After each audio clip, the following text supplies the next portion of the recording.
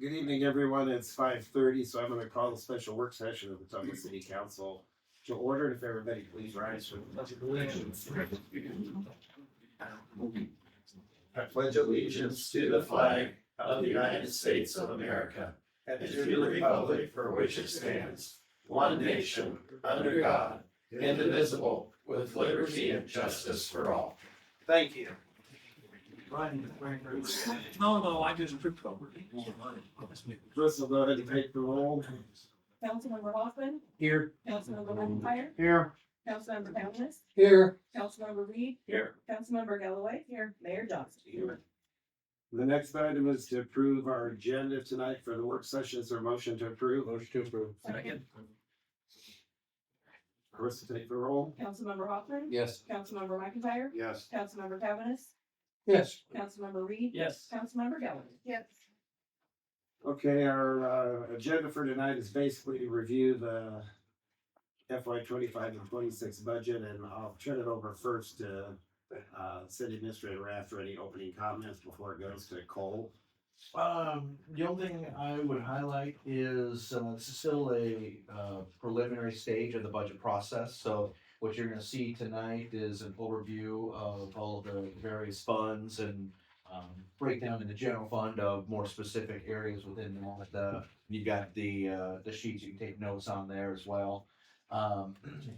This is, for the most part, still the department level requests, okay, so there was a meeting with finance, HR, myself, with the department heads and supervisors putting the budgets together to verify the year-end projected numbers, to make sure we had what we believe be a good starting point for the fiscal year we're working with, and also to verify the requests. So if there was something that seemed overly high, was it mistyped, or is it what they actually were looking for? Other than that, there really weren't a lot of changes made from the first request, the initial request. You will see some of these are still over budget in some areas, and Cole will go through that and some of the reasons why specific areas might be over. Over the next few weeks, we'll be working to continue to fine tune that. So tonight is more just of a general overview. You got the detailed budgets sent out ahead of time. So I ask if you have any real specific questions drilling down into a lot of the detail, that maybe set up a meeting, Cole or the department head or myself to kind of ask some of those questions.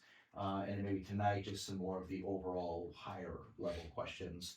And we can work on getting answers for those if we don't have them right there. Question? Yeah. I don't mean to be abusive, just a question. Did you or anyone in authority ask any of the department heads to try to reduce their budget by any amount? There wasn't a specific, like saying, hey, everybody, okay, here's your budget and cut it by X%. There wasn't that kind of request. There was the initial, what do you need to maintain your operational levels where they're at? The personnel numbers came in from HR based off of contracts, based off of the compensation plan, the health insurance expectations, those things. So those numbers they didn't have to put in. But the rest of it is, what do they have for training? What do they have for operational projections for fuel, utilities, those things? So there hasn't been a request to reduce anything by a dollar amount or percentage yet. Yeah, and that's the key word. I was gonna say, that's the conversation tonight. Well, it's part of the conversation, but, I think that when we get to the end here, what I'll be suggesting is that, Phil and I sit down and start looking at different areas within the budget to see if there's ways that we can reduce and get closer to revenues meeting expenditures. When I get to it in the balance sheet, there are some places where we are planning on spending reserves because that's what they were there for or what they were intended for. But there is several funds where we have to get the revenues and the expenditures to match up a little better. So we'll be looking at that, but what we may come down to is that because of the size of the shortfall in, the general fund, then maybe we will ask you at some point to say, hey, approve this budget, knowing that in the next 3 months, because the amount that we need to cut is not something that can be done in the next 6 weeks, right? But in the next 3 months, that we're gonna come to you, and then at that point, we're gonna say, hey, we're gonna do these reductions, and, that's how we're gonna get the budget to match up at a later date. So, we're gonna work towards that. So part of the order of business, tonight, we're gonna do the expenditures first, and we'll start with our general fund, departments, then we'll move into special revenues. It's gonna focus on, more of the operational, departments, road use tax, airport, library, cemetery. We'll move into the enterprise funds and concentrate on sewer, landfill, and recycling. Then we'll go over the capital funds, and highlight some of the, projects and expenditures in there. Lastly, we'll look at revenues and see where our revenues are coming in, and if there's any way to enhance them. And then lastly, what we'll do is we'll start talking about the balances. And that's where the real discussion will likely happen, because as I said, there are, some funds that are not, the expenditures and the revenues aren't matching up really well. Okay? And to finalize a response to your question, prior to this stage, we didn't have the full picture of where everything was. So the general fund is made up of, I don't know, 20 different Yeah. departments, and so, you know, one might be on track, one might be over, one might be under. Where does that all total out so that, our tax levy and everything is where it needs to be? Concerns with straight across the board cuts of X%. X% in, let's say, the city clerk's budget is much different than X% in the fire or police budget, where you have a lot more personnel, a lot more costs overall. So a 3% cut to the clerk's budget could mean, And who's the person? well, part of a person or an operation that the clerk's office does. Versus, You know, a 3% cut in fire department, could be more than one person. Right, I understand that. Yeah. And I don't expect everything to be a flat cut. Yep. But initially, when I looked at their department's requests, Mhm. it looked like a Christmas list. This is what we'd like to have, and oh, by the way, give it to us, so. Right, and that'll be part of our review, is to look at those things that are necessities. Now, what I will say is that, last budget cycle, there were, there was a reduction from an $800,000 shortfall to a $250,000 shortfall. And, based upon my projections, we're gonna be close to that amount for fiscal year 25, that shortfall. So it hit pretty good. But at the same time, what I'm seeing when I look at some of the requests and some of the, year-to-date expenditures is that we might have gone a little too far, because they're still needing some of those funds just to meet their needs. Okay, so we'll have to look at that closely. And yeah, anybody can go in there and say, okay, yeah, we're not gonna do some training, or we're not going to spend that much on fuel. Then all of a sudden fuel prices spike and both, right? Well, let's just go ahead and do this, that way we can, saying it's a Christmas list before we generalities, even this is have been simple. over it. Right. Sorry. Yep. All right. Thank Good you. number, We'll go ahead. So in the general fund, we start with public safety. In the police department, we have total expenditures. They've increased by $596,950, which is a 10.51% increase. Part of those increases are $125,000 in legal fees for local prosecution. Those were not budgeted, in the current fiscal year, but, we are incurring them currently, so we are putting in a number for next year. It is a, really, kind of a estimate thinking based upon our current usage, where we're going to be. It could be more, it could be less, hopefully less. Also, we're adding 38,000 in annual building maintenance contributions. We are currently negotiating, a new agreement with the county on the LEC. And part of the thing is that, there hasn't been substantial contributions to their building and maintenance fund over there. And so, in looking at that, in the current agreement, there's supposed to be contributions being made. So now they're finally going to be saying, okay, let's make those contributions, so we're budgeting for those. Just real quick on that, is when the jail was built, there was about 2 million left over, I think, in the construction loan. And that was used as the maintenance fund and was drawn down over time. So neither the county or the city were contributing the 50 cents a square foot or whatever the number was. The last few years, we had been, but that square footage amount isn't sufficient to cover the annual maintenance costs. So that fund kept drawing down just at a little bit lesser rate.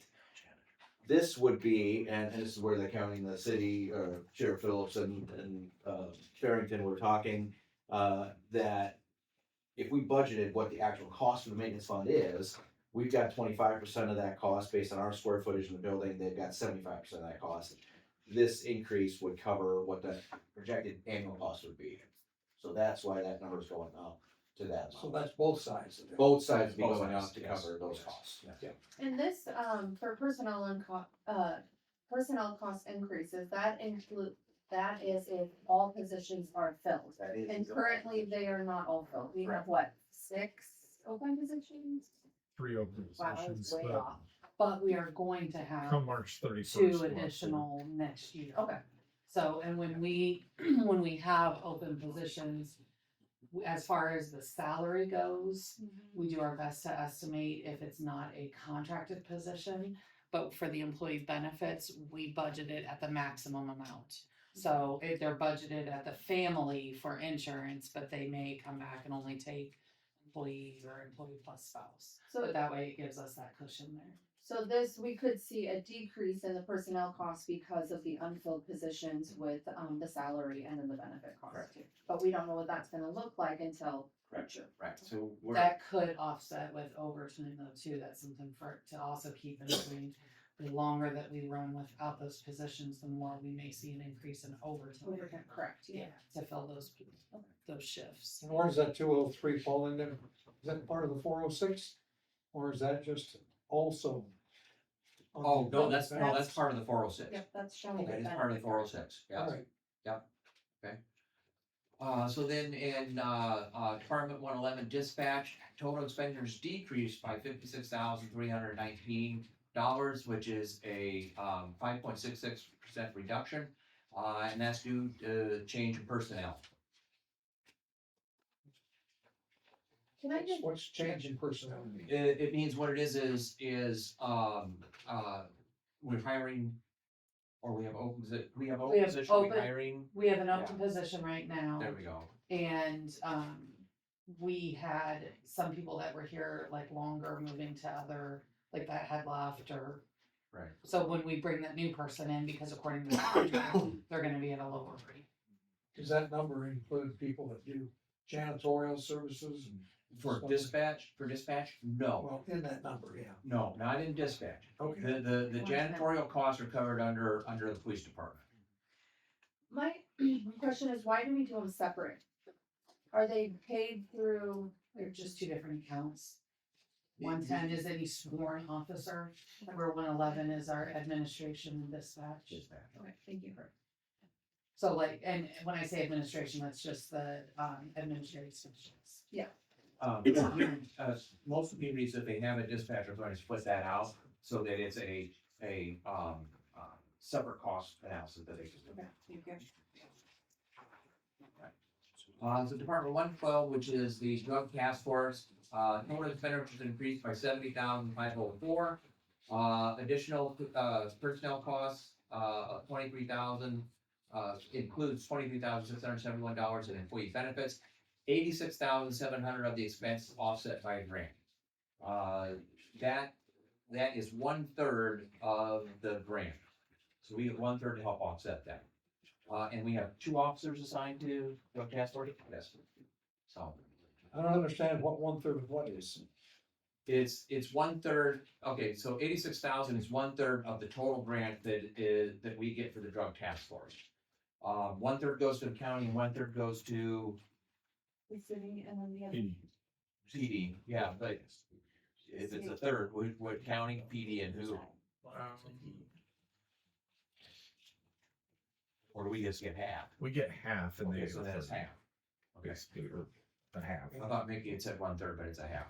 Is it Okay. DEA down here? What's that? Don't we have a DEA officer that comes down? No, but that's. Yeah, that's what it is. So departments 113 and 112, the 1-to-1 grant expenditures. So, when you look at the expenditures, the revenue should match up, to that. Continuing in public safety, fire department, fund 150, total expenditures increased by $573,480, which is a 15.58% increase. Personnel costs increased by $581,187. Of that, $162,000 is FLSA overtime, and I will let Barb explain that.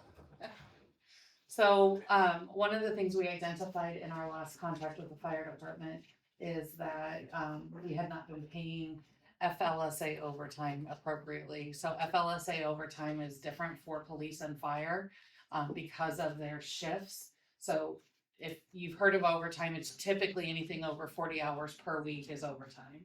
Police and fire are different because of their shifts, and the Fair Labor Standards Act puts out, requirements as to what that can be. So what we have seen in that is we will see an increase this year in our FLSA overtime to pay it appropriately as per the federal law.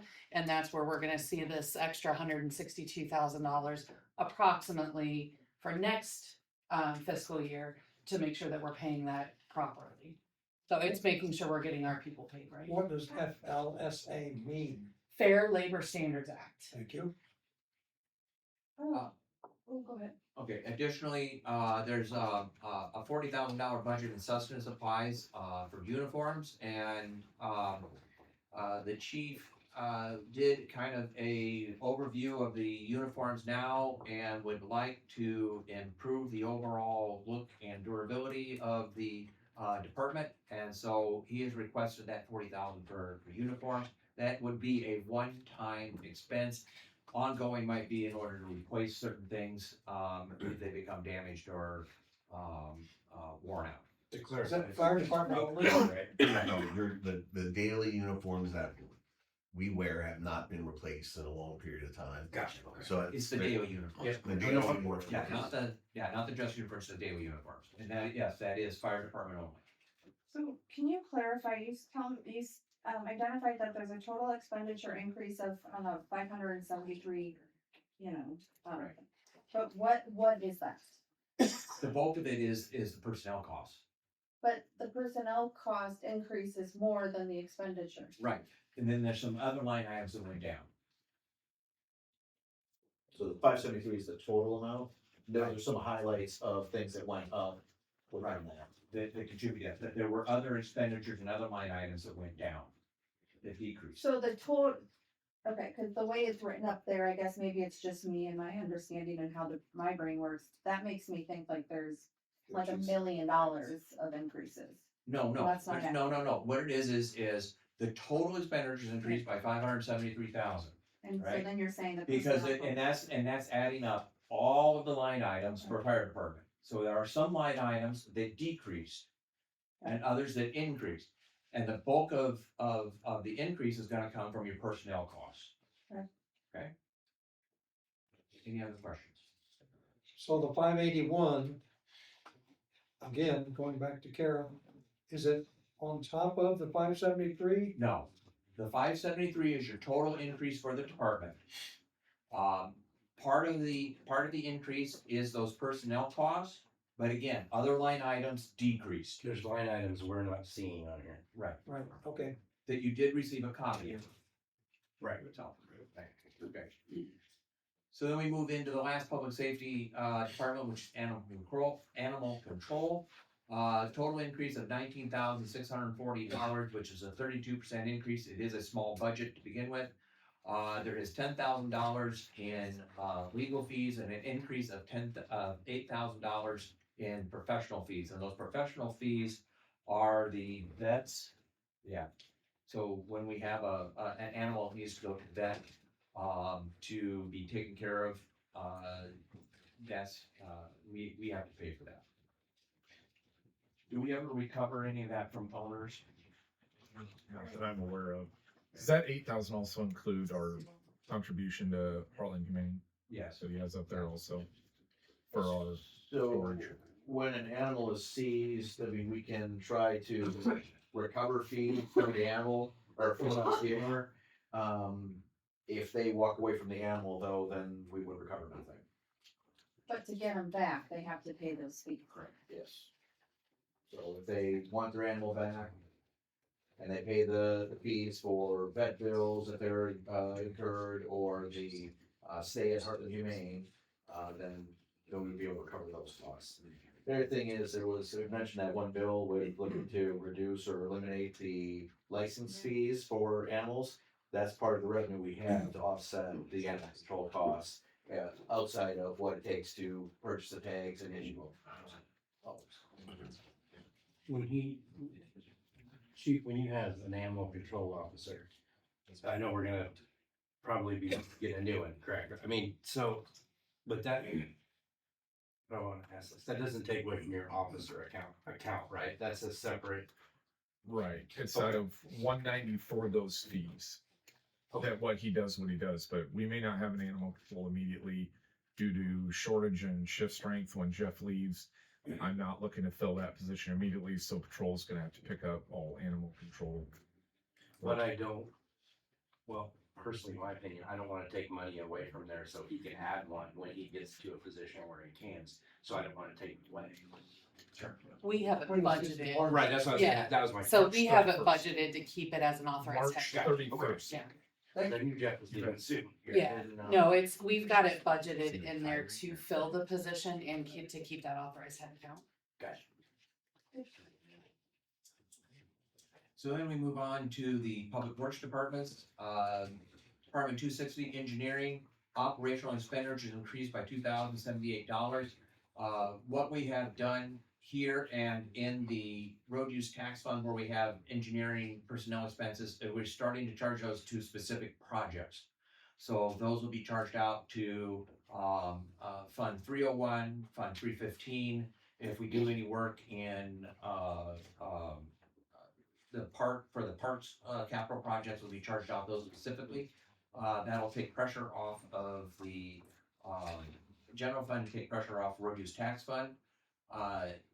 We have to have engineering expense no matter what. If we didn't have in-house personnel doing it, we would have to pay for external engineers to be able to do it. Now, when we get to those capital projects, in some cases, because of the workload, we do have to hire external engineers, just because we don't have enough people to do the work. Are Or those because- part-time? What's that? The extra people we hired for, They're actually engineering firms. okay. Yeah. Contract. Yeah, we contract with them. So Department 290 is garbage. Total expenditures increased by $93,308, which is almost a 4% increase. And that is an increase in hauler fees and admin fees. One of the things that when we get here, and this is a side note, garbage right now is sitting in the general fund. At some point, I would like to move that into an enterprise fund so that it's a little cleaner, and it's not being commingled in with the general fund. It should be out separated into the proprietary fund. And that increase in hauler fees was with the contract, right? It Yes. increased, so. It's not just the contract increase in hauler fees, it's also the surcharges we have to pay.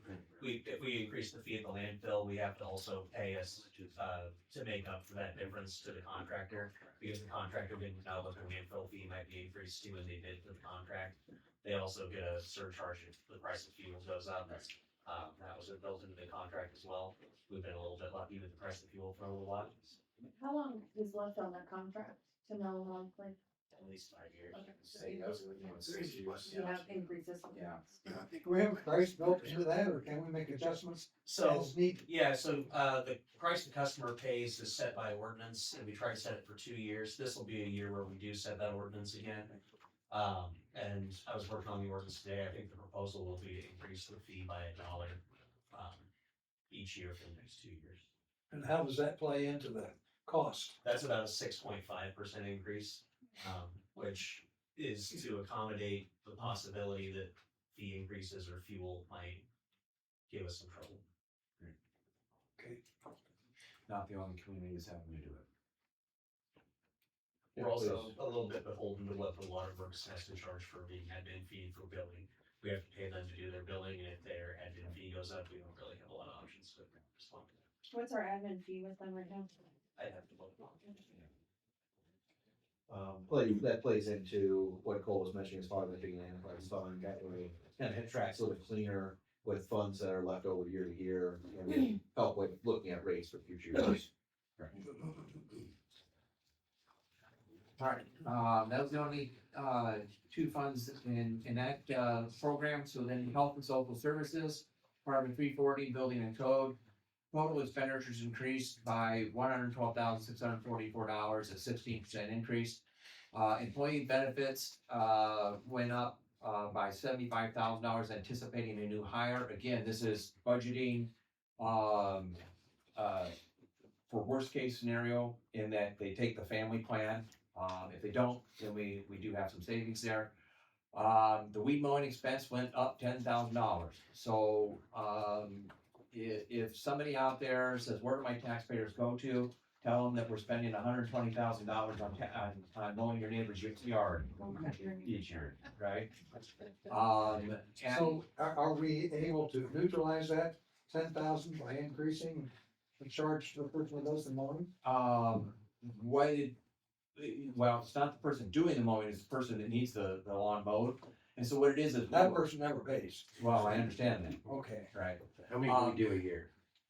What's that? How many do we do a year? Just rough figure, don't. 100. 100? Yeah. We have a mowing list, probably at least 40 or 50 that are So- city owned or that. But say the citizens that you have to go mow due to fines or whatever, are there repeat offenders, or usually is it once or you have people who are just mowing every month? It's, for the most part, it's gonna be people we mow every month. Okay. There's some people that we mow once and they learn lesson, but usually that's not. So keeping in that same line, Department 341, which is cleanups, total expenditures are down by $7,000, but we are allocating $100,000 for property cleanup. So again, if somebody says where are our tax dollars going, $100,000 to clean up your neighbor's property. And one thing I guess maybe to mention here too is Cole and I are gonna work on figuring out which of these activities might be better to put into the state offset program instead of the property tax assessment. And we might be able to try to recover a larger portion of it. And so the state, just so we don't know the state offset program, we're enrolled in the program, so when we have certain charges like this, we send it to the state, and then if, the owner of the property, whether it's a corporation or a individual, if they have an Iowa tax return, we can capture money off of that. Can I Let's ask assume they're one making one. question? Yeah. The ones we frequently go to banning, if something's wrong, they physically can't, okay, I get it, but the ones we're mowing all the time, do we increase the fee each time we do it? Well, you don't get it back. I don't, right now, that isn't how we do it. I think we can maybe look at that. I just don't know that it would do a benefit for us unless we get better at capturing that money back. Otherwise, we're just charging ourselves. Yeah. For the most part, it's gonna be abandoned properties. It's gonna be somebody died or disappeared or went to jail or did something where they're not maintaining their property. So then in culture and recreation, Department 430 parks, total expenditure increased by $164,000, which is an 18% increase. A lot of this is related to hiring the turf specialist and additional costs for care and upkeep of the soccer complex. The turf specialist is part of the agreement that we have with the legacy. We have had some discussions about how we are going to fill that position. If it's something where, we could, because we have a proposal for another position that would be building and ground maintenance on their own. That perhaps what it is that, we don't increase the actual number of employees within the Parks Department. But we were able to shift one person over, to the, building and grounds position. So does that leave us short in parks then? No, what it is we still have two, because the turf specialist, the way the job description is written is that they do more than just go out and grow grass, right? So they will have to do some, other maintenance, but if we have, also the thinking is that if we have the, buildings and grounds, person, that the Parks Department would be doing less of those things and can concentrate more on taking care of the actual parks. That's the way you see it? Okay. So do we have money that comes in to help offset these costs? Or what's the deal there? So I'm not exactly sure, with the soccer complex on how all the revenues are gonna work with that just yet. But as it's reserved and rented, there will be a charge. $30 per hour. Yeah, $30 per hour. So we'll have, it's not gonna be nearly enough to cover the additional expenses, but it will offset some of that, right? And depending on whether you can have people out there on the soccer pitch, starting in April, going all the way until November, right? Maybe today they can find it. So, hopefully what it is we get some good usage out of that and we can offset some of that. The other thing is if somebody comes in and schedules, tournaments there, right? You know, you're talking people that are gonna be staying overnight, they're gonna be using the restaurants, they're gonna maybe do some shopping. And that adds to it, right? So if there are people coming in to do tournaments, is that a negotiable number? We deal with them, or is that what? I would assume that yeah, we would work out some sort of contract with them if they're gonna come in and do the tournament and provide a fee for the fields and whatever else. So could it be more than $30 per hour for a big tournament? I mean, I guess maybe not, we don't wanna stick. Well, Probably a flat rate for a tournament. probably a flat rate for a tournament, yeah, because they're gonna have them all day, you know, type of thing. And then I'm assuming we might need somebody there at the field all day, just in case. Correct. And we'll be providing parking, which we, Right, huge. right. So then, 439 was the depot. So I went in and made some adjustments, because we are gonna be vacant at some point. And so some of the operational expenses will decrease, but the total budget does increase because we do have the capital expenditure of $115,000 for the floors. And as a reminder, that is from the CIP bond that we're going to issue here in June or July. So that is not something that comes out of the general fund reserves or the general fund income. That is from debt service. Yeah, question. Yeah. When we get back to City Hall and eventually when we can start renting this space out, the money coming in for rent, will that go into the general fund? Yes. Okay. Yes. Well, I just a question on that. I'm Yeah. sorry. Yeah. No, go ahead. Why wouldn't it go back into depot? Well, the depot's paid out of the general fund. Yeah, it's a subset of the It's a general subset, fund. subset of the general fund. Okay, so it goes into general, but going under a head of. It would go under a revenue account for Department 439. Okay. Right. Thank you. The building, Clubhouse. is that, out of play right now, or is it gonna be rented for like graduations and things like that? Are we looking at, or can we talk about that right now? Well, there is the rental agreement, it's kind of part of the shelter thing, so I mean, we haven't advertised, I guess that it's for rent, but it could be for rent or like graduation. or Fred's asked her ring to always go for an event, so it is available for her. Okay. Perfect. Something Travis could I was gonna say, I Good to know. That'd be good. That'd be good. Like the army, ain't it? They're like, Go Navy. people's insurance. Check out the tables and chairs from the library. There you go. Yeah, I've just had some questions asked about that, so we might wanna push it, so especially if we can get some money out of it too. That's under 439. It is under 430. Thank you. Department 445, which is the beach, the total budget decreased by 70,168. We shifted part of the parks director salary to, the other departments that, he, is in charge of. And some of the estimates, are really more based upon historical actuals. Some of them increased, some of them decreased based upon, what we've had, before. So we're hoping that they're a little more accurate.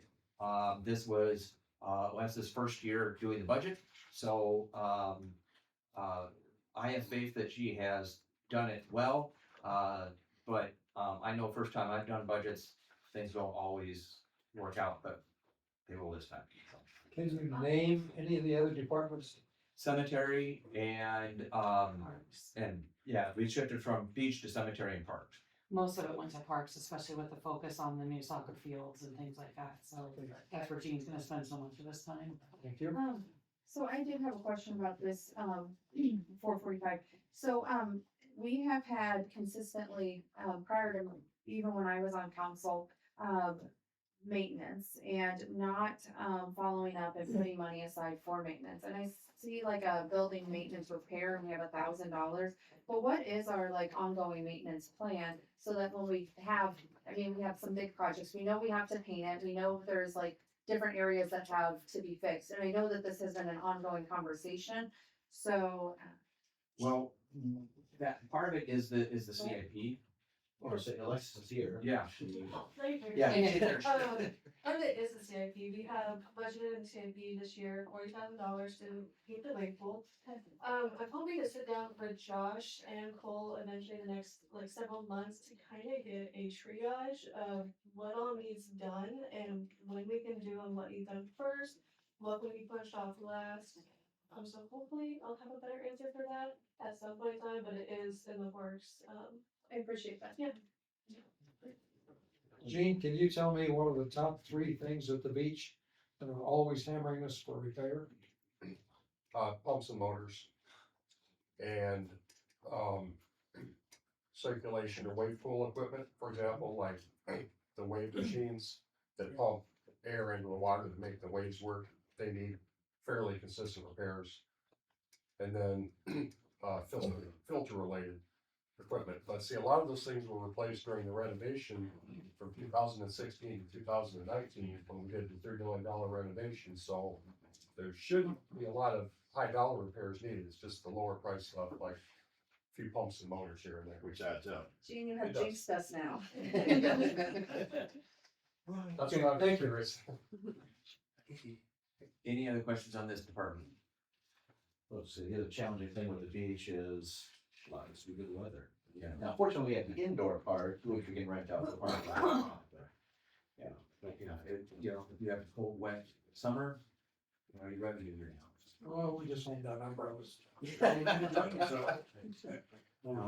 Struck by lightning. All right, so, in community economic development, there's only one department, Department 540, which is planning and development. Total expenditure increased by 11,229, which is a 5.51% increase. With most of that is, additional personnel costs with $5,552 being employee benefits.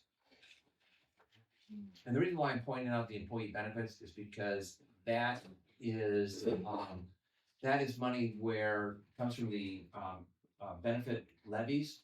So we can levy as much as we need in order to pay the employee benefits. So that's why I pointed out. So when you look at that, you can look and say, okay, so $6,229 is actually going against the other revenues in the general fund, which are more fixed. So in this, actually in the budget, for the like holiday leave, sick leave, vacation, that's not included in this. Okay, so what it is a previous finance director decided they were going to split that out.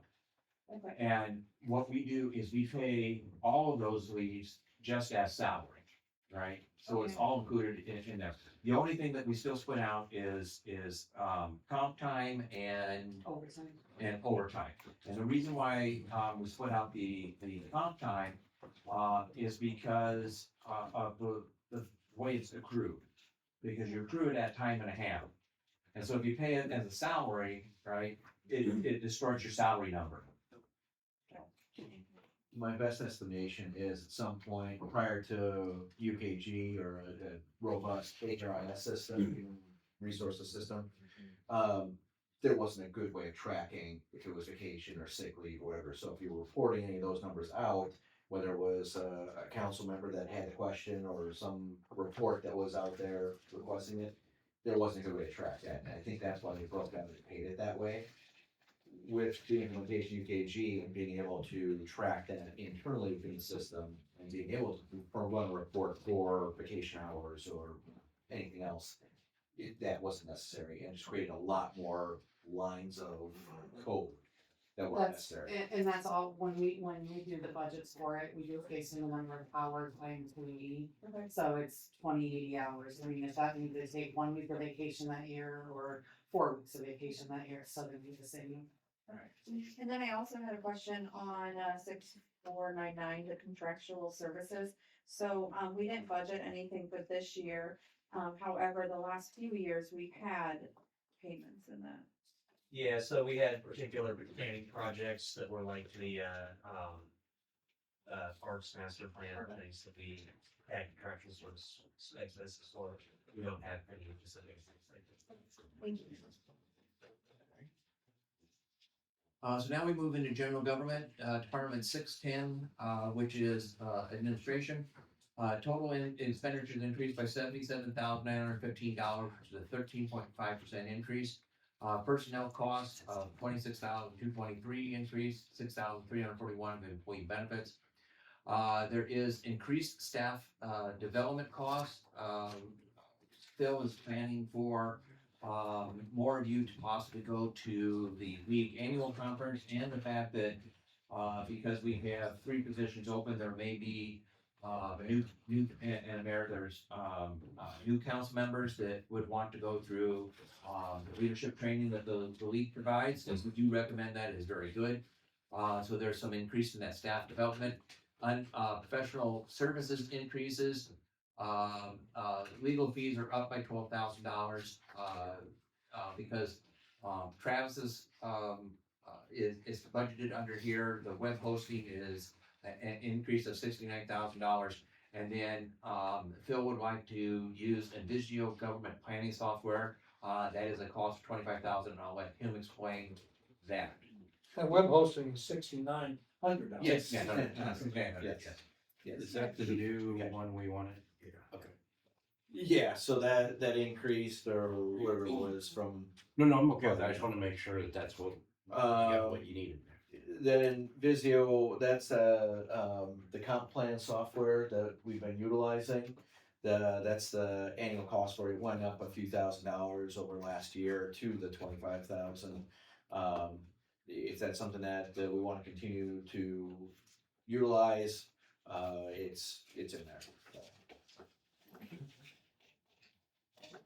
Then we move to human resources. Total expenditures increased by $43,065.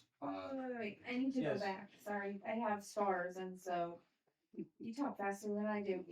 In 6507, our operating costs went up about $4,000. So what is that? What's the title?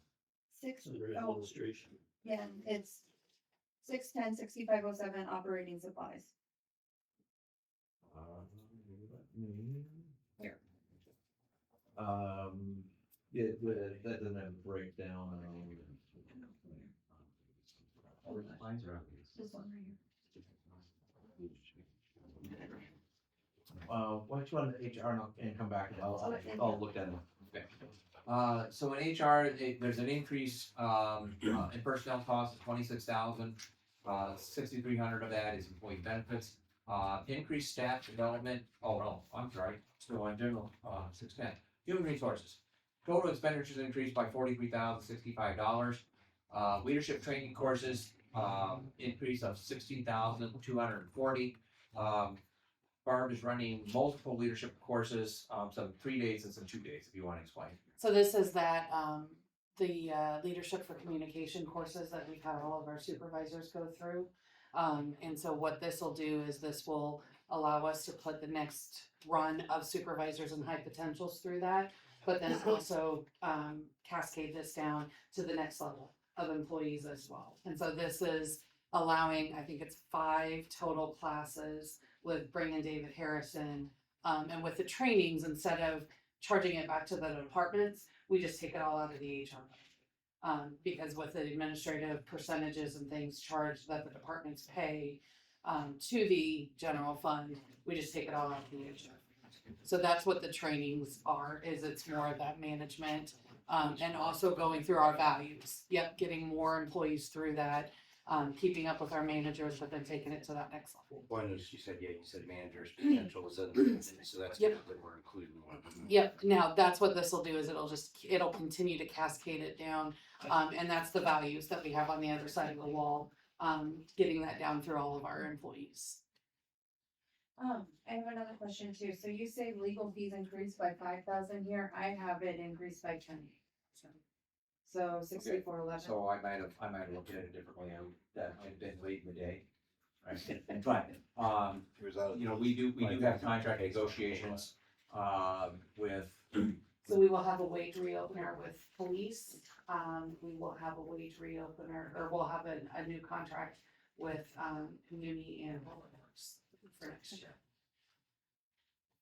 and then, the adverts, which is the advertising for positions, an increase of 5,000. Though, Barb did share that today with me and Phil that, we are getting, a large number of applicants, for the positions when we advertise them. And so, it seems like, some of the things that we're doing are starting to come to fruition. In a lot of cases, not only are we getting a lot of applicants, we're getting a lot of quality applicants. We're also, Where do we advertise? a lot of places. Okay, Courier, next week the Courier's gonna go to 2 Yeah. a week. We actually stopped advertising in the Courier. When we went to the HRIS, there's a way that we can track where the referrals come from, and the return on investment just wasn't there for the Courier at all. Totally So, understand. when we post it within our system, it automatically goes out to Indeed. Travis does a great job of posting it on Facebook and LinkedIn for us. And then, like, as an example, we posted the assistant city engineer position. And so Philip and I worked together on engineering sites that we could post it on, or like we posted on Handshake, which is where all of the colleges that's where they put all of their jobs. So instead of each individual college having a job board, they're all out there on Handshake. We're connected with all of the schools within a 500-mile radius. We're doing job fairs. So we've done a lot more, like we went to Iowa State a couple weeks ago. It may have worked out for us, we don't know yet. We are gonna go to Indian Hills, do their job fair. I just got an email today about a job fair at Cardinal, so we're trying to do more, and that's where the adverts come from, some of the swag, the pens and papers and things like that. Sure. But we are seeing an increase. I mean, we have a position that we posted last Thursday and we've got 28 applicants for that already. You just certified a clerk's list of 15 applications. We had 60 and 15 of them we've said, yes, we would hire those people. So yeah, we are getting a lot of really good applications and a lot of really good people. $5,000 if you get one talented, efficient person that takes care of the $5,000. You have answer to the question, Phil. I do, and if you wanted to finish with this, or, Well, no, we can go back here real quick. okay. You said 6507, Let me get back to it. Yes. that's the operating supplies, so it was budgeted 2,000 for current year, and it's going up to 6. So what was added in there, Human Rights Commission requested $500 for next year. Okay. So that was added, estimating that they have about 1,500 left from the current budget that might not be spent until next year, so that's budgeted in there. that's 2,000 right there. $240 for supplies for the conference room. When we get back to City Hall, that comes out of the admin budget.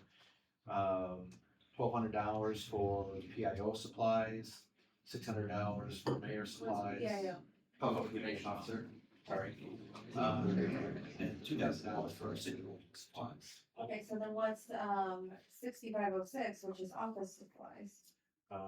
Let's see, 6506 is office supplies. Maybe pens, paper. But didn't you pencils, just yeah. say that other, or that in, But the other supplies don't necessarily mean, operating supplies, when you're talking? So that Operating supplies, just the general thing that wouldn't necessarily be office supplies. Okay. And I just have one more question to clarify. Yeah. You said the Human Rights Commission has requested 500, and then they have 1,500 already? So from the last budget, I think they had 2,500. They spent some of the dollars this year. I'm estimating that they're gonna have about 1,500 left, bless you, at the end of the year. Unless they keep spending that down, and then the projected would be up, and that number would go down for next year. Okay, thank you. And $500 with new money that they're requesting for the next budget. Okay, thank you.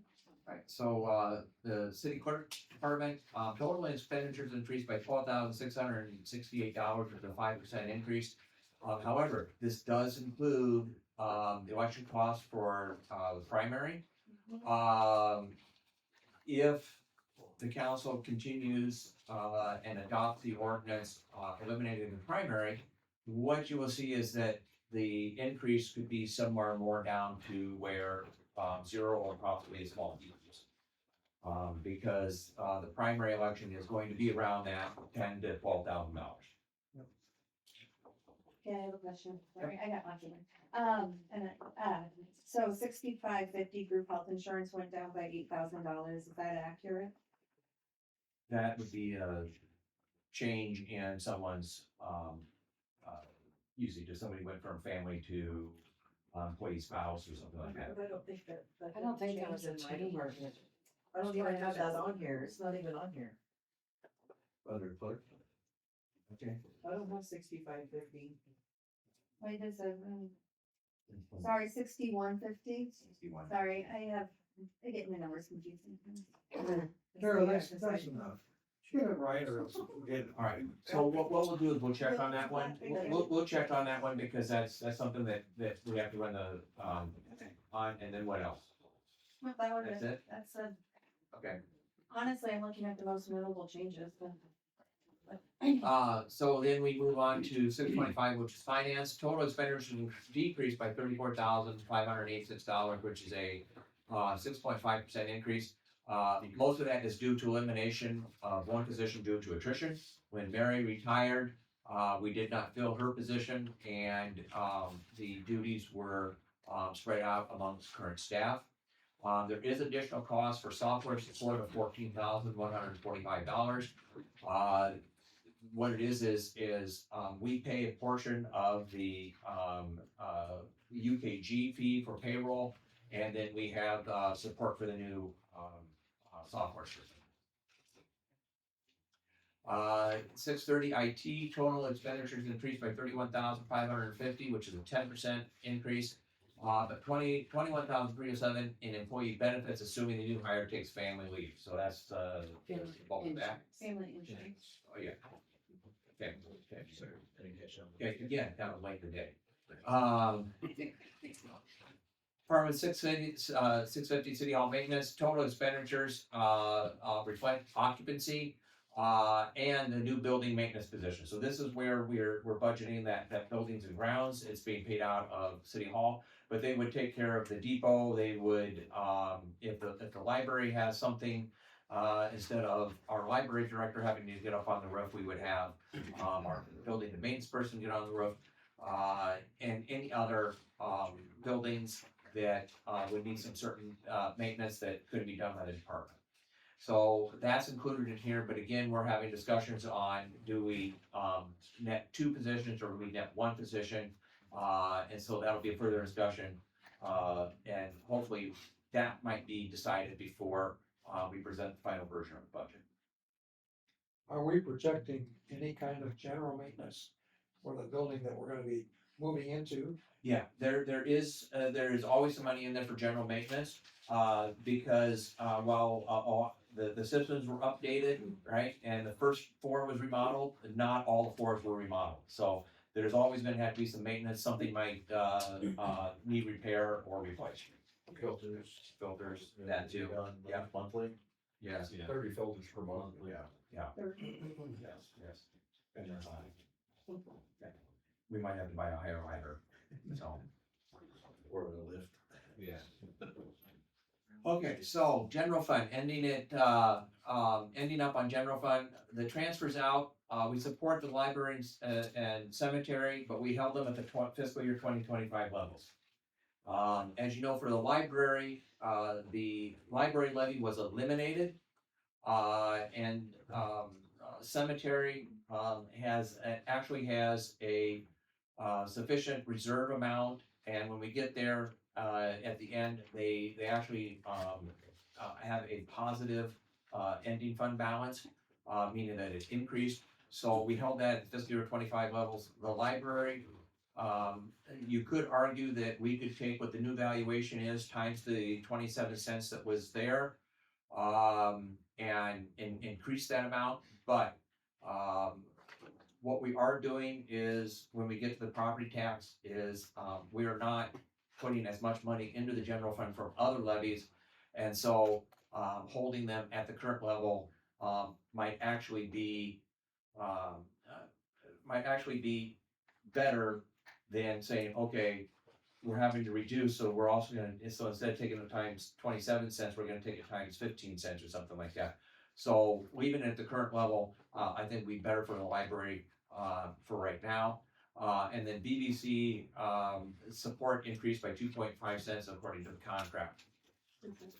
Right, 2.5%. I'm talking about just. Alright, yeah, that's the base management fees and the operating support.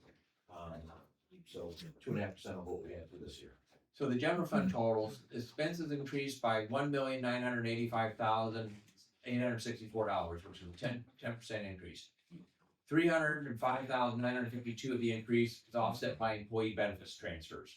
Again, we're not bringing in 100% of the benefit costs from the benefit levy, because in order to levy for the benefits, our general fund has to be at the maximum allowed levy. So what I did was then go to the benefits levy, reduced it by the 107,000, so that, and then reduce the amount transferred to general fund by that same amount. 115,000 will be paid for proceeds of debt for the depot project. So $1,564,912 of new operational costs. $984,019 is increased wages and salary costs. What's the 1564 for new operational costs? That is, what it is those are costs, increase in operational expenditures, not capital, right? So it goes directly towards operations. So we have $1,564,912 in new operational costs. The cost of doing business, to provide the services to our citizens. Of that cost, $984,000 is wage and salary increases. Is that including the other building and this one, or just? That's the general fund in total, sir. Okay. That's the general fund in total, All public safety, community development, everything. admin, all of it. So we move on to our special revenues, road use tax, Department 210, street maintenance, expenses decreased by $783,004. We shifted $750,000 in expenses to 301 annual street maintenance being paid for with local option sales tax. We do have capital purchases of $394,750. This is the last year that we will program any capital expenditures from road use tax. The fund cannot support pay-as-you-go purchases of capital beyond this year. So any new capital purchases for road use tax will be paid for out of, CIP, bond issuances. So what's changed? So what's It's changed? been supporting, What has changed is that the operational costs are exceeding the revenue increases. Because the major source of funds is the road use tax that we get from the state. The estimates from the league are a $1 per capita increase per year for the next few years, right? So one additional dollar per capita for us is $25,000. I don't like that. You're right, I don't like it either, right? All right. It's caught up to us. In previous years, you could expect a little larger increase, but that isn't happening anymore. What I will say is that those are estimates, and usually the road use tax exceeds the estimates. Right? Bridge maintenance, there is a $110,000 expense in there for biannual inspections and the Jefferson Bridge feasibility study. So that is new money in that one.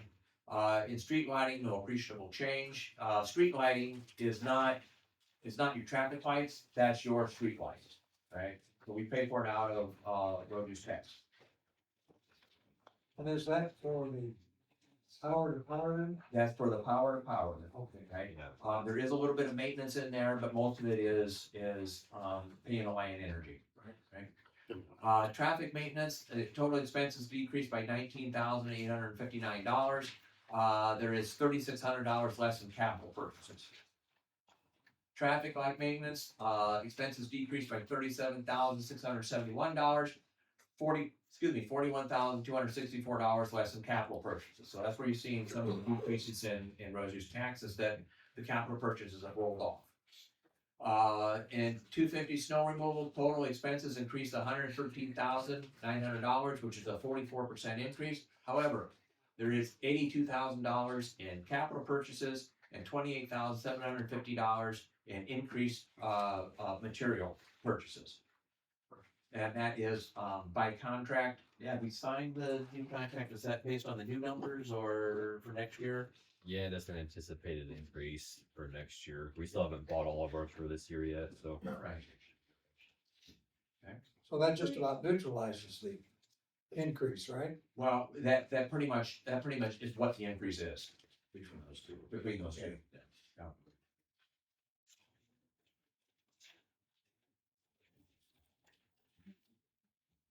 Okay. All right. In engineering, total expenses decreased by $358,649. This is, again, reallocating employee expenses to specific projects in 301, 315. It takes some of the pressure off the road use tax. Public Works building, total expenses increased by $17,182. $15,000 of that is the capital purchase. And I think those are new doors. Yeah, one new door. Yeah, one new door for the building. Public Works Garage, total expenses increased by $21,318. There's increased insurance costs, to reflect annual expenses. I just got the renewal on that, figured out today. And for the most part, they went down, slightly. We did a pretty good job, in respect, but we didn't do a real good job in budgeting them for the current fiscal year, so I'm trying to do a better job for the next fiscal year. So moving on, out of road use tax, we go into employee benefits. The biggest costs in there are retiree benefit costs, which is what we're responsible for: medical, dental, and life insurance. Yeah, medical, dental, life insurance. Then the biggest thing is that's where the employee benefits levy money comes into, and we distribute it to the other departments. And then health insurance reserves will be used to cover part of the retiree expenses. So in one of our internal accounts, we have group health insurance, and we maintain a very large balance in that because that is kind of our stop loss should we have a large claim, since we're self-insured. The budget or the balance in there is above what our actuary says that we would reasonably need. So we are transferring some of that to cover the retiree expenses this year, in order to, taper off the, employee benefits levy just a little bit. So that we're not increasing that as much. When we move on to local option sales tax, we're transferring out $2,775,301 for the annual street maintenance program.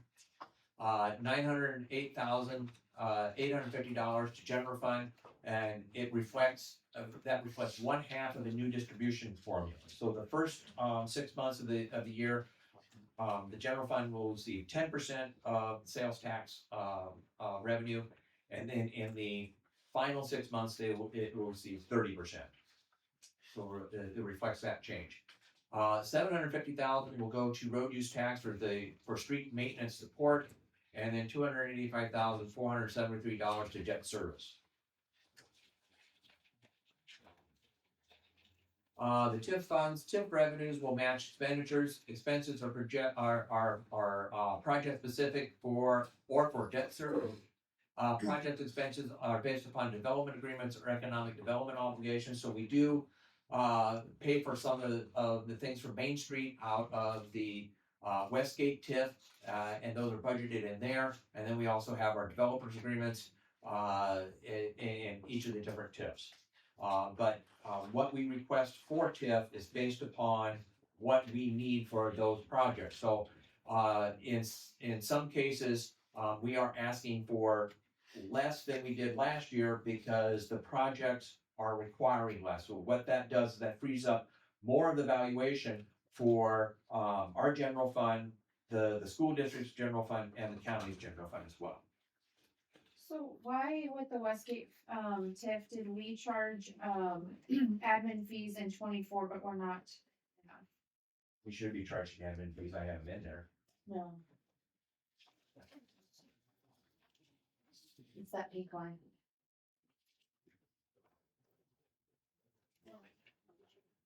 Well, they will be in there Perfect. because I'm pretty sure I have budgeted. Maybe they're in the wrong, a different. Well, they're line in, item. if you go up, cause I was looking, so if you go up to street maintenance, there's admin fees, but there's not admin fees in other, like, some of these other ones, like, Well, that's because for road use tax, the admin fees come out of that, just that one big one. okay, It covers all of road use tax. so all of it, okay. Yeah. And so then there should be admin fees in the Westgate TIF. That is something that I will correct. Okay. Thank you. In risk management, total expenses decreased by $160,898. That is based on, our property, liability insurance estimates. When I look back on our vehicle insurance and our property insurance, the estimates that were in for like 24 and 23 didn't reflect what the true costs actually came out to be. So I took last year's cost, I increased it by 6% or certain percentages for this year based upon what Willeen was telling me, and then took those same percentages and increased it for next year based upon what we spent in previous years. So in airport, 131, total expenses increased by $21,090, which is a 1.1% increase. And we are adding one position, but there's a discussion on exactly what that position will be or if it's needed at this point. And there were some other expenses that were decreased as part of this. So it nets out to, again, $21,090, 1.17%. What was the position discussed? Well, it's either going to be an administrative assistant, or an administrative assistant that is also perhaps training to replace an employee that's going to retire in 3.5 years. So if we added the administrative assistant and that employee retires, we would still add back in the admin. We could, we. Well, the conversation has been, Right. the one employee that's set to retire, it's such a specialized position that we really need to, It's gonna be very hard. it will be very hard to fill, do- yeah. Right.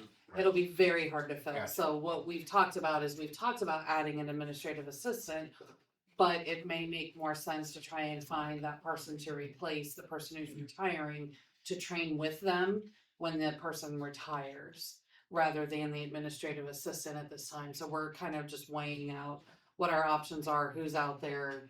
Right. If the right opportunity comes along, Yeah. we need to. But one of the snag some- options could be that you get an administrative assistant that we budgeted when he replaced Duke to maybe give him another, replace the administrator. Yeah. No, that's what Yep, that's what I'm yeah. thinking. Yep. How's the airport doing? I think in the past, it's kind of made its own way. It is, the revenues are down, a little bit this year because of, we had a plane that's not gonna be there for a while. we're missing an aircraft for a little bit. Plus, we also had a building that had been leased out to the same individual for the last 10 years. He retired, but we're working with Zach. We're getting that building appraised, and we're going to sell that building. So we have an interested buyer in it. So Thank you. But otherwise, the airport does hold its own, which is not necessarily the case of other municipal airports. So we do very well out there. And the fact that it is not supported by general fund taxes is a huge benefit. It's well ran. Yeah, I wasn't gonna say that because he gets a big head. Obviously. You know, I if you break down on the way home, give me a call. No, But he's a great guy. And the operation has ran well. Library, the total expenses increased by $54,251. And, the bulk of that is increased salary and benefits. What it is, we are planning that should the, contract negotiations go a certain way, that the, library employees will be placed upon the wage matrix. And so then we're budgeting for that change. Cemetery total expenditures decreased by $19,083. Basically, reallocation of salary and benefits for the parks director. Pretty much everything else stayed the same. Where's the cost of that new building they're gonna be building? That is, right now, is being paid, the construction part is being paid out of, the construction fund. Once, it is complete, then we will have to budget for its, maintenance and operation as well. So we go to the enterprise funds. Enterprise funds are those funds that should, totally support themselves through, fees and charges. Sewer department, Department 815, water pollution control, total expenditures decreased by $401,701, which is a 7% increase. But you have $112,642 less in capital expenditures and $500,000 less in repairs and maintenance. And those repairs and maintenance for the current year were project specific.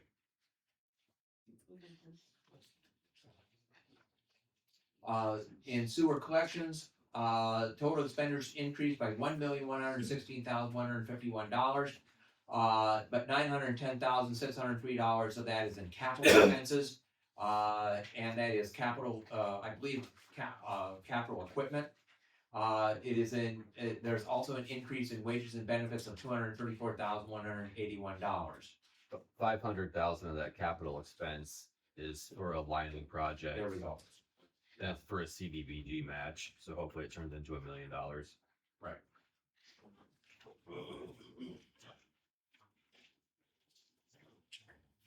So then landfill total expenses increased by $746,692, with a 29% increase, but once every 2 years, 2 years? Few years. Yeah, every 2 years. Could be longer. They have to buy additional cover dirt. So this is the year, that's $300,000. There's $232,300 in new capital expenses, capital equipment. There's also an additional debt service transfer for the compactor that they purchased.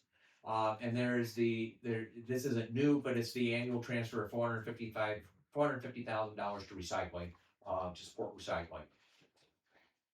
In recycling, total expenditures increased by $183,448.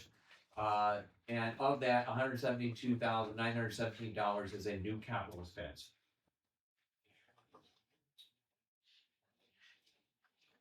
All right, so our capital funds real quick. Street capital, $4 million, and then, I wanna point out some different things here. That, so when we get down here, we see this total, so if somebody says you aren't fixing streets, okay? $4,166 in change, for the street annual maintenance, projects. Financed with local option sales tax. 2.4 million for Mary Street reconstruction, 2.7 million for Lake Road reconstruction. That is a total of $9,153,156 in street construction projects. Okay? So when someone says you're not spending money on streets, we are. It's just we're not spending it on your street. I complain. I know, they do. So then in airport capital, some of these numbers are gonna change. JD and I need to sit down with the engineer to confirm the numbers. JD spent some time with the engineer today, and he kind of gave him some numbers verbally. We both agree that we either need to sit down with him and he needs to provide us something in writing, or he needs to provide us something in writing, period. This is So- due to that situation, right? Yeah, so we're changing what we're gonna do for a project. It's still gonna get redone, but just not to the full depth that it once was. So that lowered the cost of that by about 700,000 today, so Did you let Cole know why that project was delayed? Cole and I talked. Yeah, well, we talked, we've talked, so, anyway, so these numbers for airport capital will change. So the T hangar is still on the, It's still going. It's still going, yeah. And Phil wanted to point out, it is a T6 hangar, which means that there are 6 stalls, right? It's not 6 hangars, it is 6 stalls. room for 6 aircraft. That's for 6 aircraft. We're at $300,000 worth of dirt. So then in parks capital, again, these all here are financed with the CIP issuance that we're gonna be doing. 300,000 for the skate park, 40,000 for the wave pool, painting, 87,000 for the soccer complex equipment. In sewer capital, we are programming $258,788 for Highway 149 separation, just the engineering.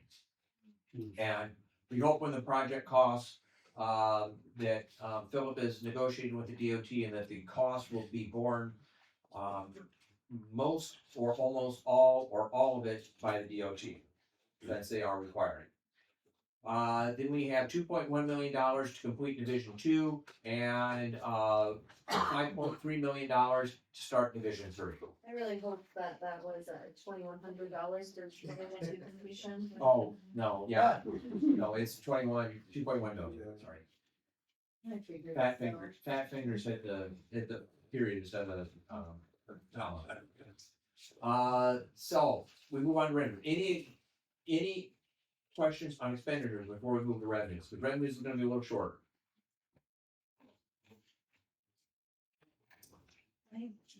Go ahead. All right. Starting with our revenues, general fund, total revenues do increase by $1,185,929. Of that, $443,850 is the additional loss, as I explained, 10% from July to December, 30% January to June. 305. Will that 30% stay with us after? Yes, yes. And so then what it is in fiscal year 27, you'll see the full 30% for the entire year. Okay, thank you.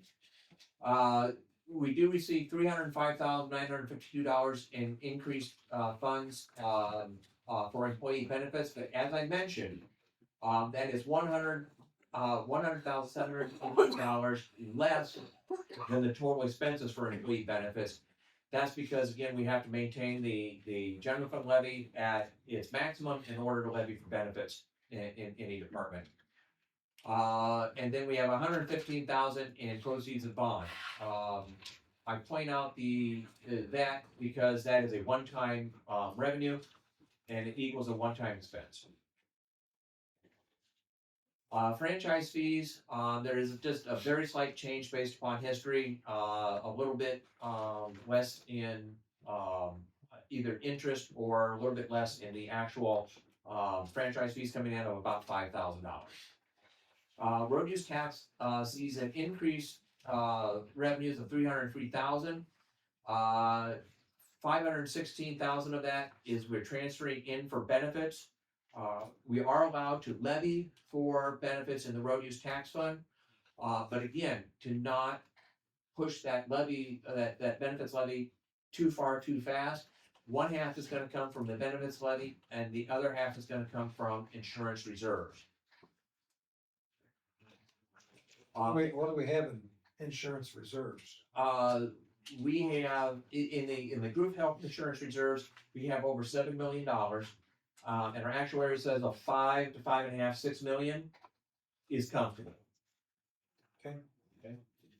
One of the things you'll note, we are not programming any interest income in the road use tax because unbeknownst to us, you can't deposit interest into the road use tax fund. So any interest off of that fund, it will go into 301 for capital projects.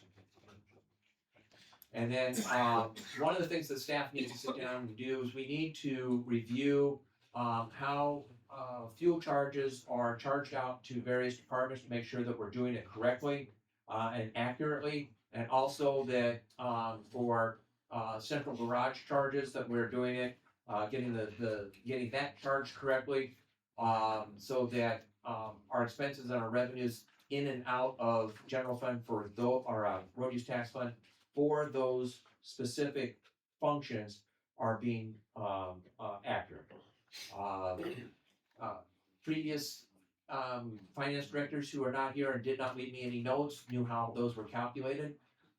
So we're gonna sit down and make sure we know what we're doing on those. So that may change some of the revenues in road use tax. But I don't think it would change particularly any expenses in any other line item.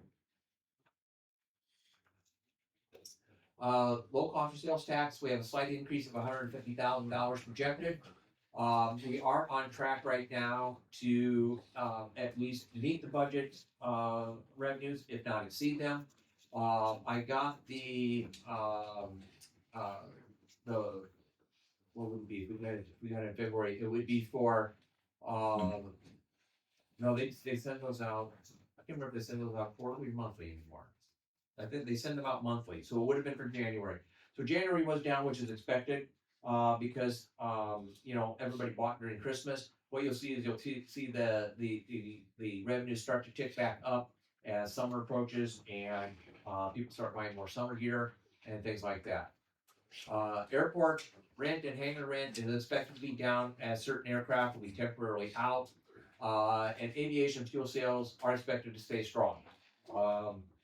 When you have a jet flying from Colorado or somewhere else with a certain historic football star land at the airport because we have inexpensive fuel and can meet their needs more than adequately, that says something. As long as they don't have to coast in.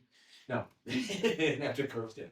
Library revenue. I wanna go back to airport. Okay, so go back to airport. Yeah, so I'm not seeing like, grants or funding That would be in the construction fund of 301, or 303. Okay, thank you. Library, revenues are flat with general fund support the same as our current fiscal year. There isn't necessarily different ways to increase revenues to the library at this point. I know that Sonia has looked at perhaps shifting some expenditures that are allowed under the endowment funds over to the endowment fund so that she can maintain service levels. We have a phenomenal library. Very phenomenal library. That's another thing we draw too. Operating on a shoestring budget. 100%. So I mean, all of the departments are phenomenal. we covered. You know what I mean? That's right, I do the same thing. Cemetery, very similar to the library, general fund support, same as the current fiscal year. However, cemetery does end up increasing the bottom balance by $90,000 or somewhere around that. Sewer, an additional $792,282 in fees is programmed based upon the revised rate schedule. That what I've seen in in history is that you don't always meet that mark, just simply because it depends upon the actual usage. I don't think people will be using any less water or anything like that. But if you have a wet spring, wet summer, you can see less water usage, which equates to less sewer usage. You see it drier, you might see that go up a little bit. It all depends upon the usage. Landfill total estimated revenue increase of $151,100. There is a programmed in increase that started in January, right? So we did take that into account, and recycling just has a modest increase. So any questions on revenue? Well, very quick, but there isn't one user covering those. Okay. So property tax. Taxable valuations increased by 2.56%.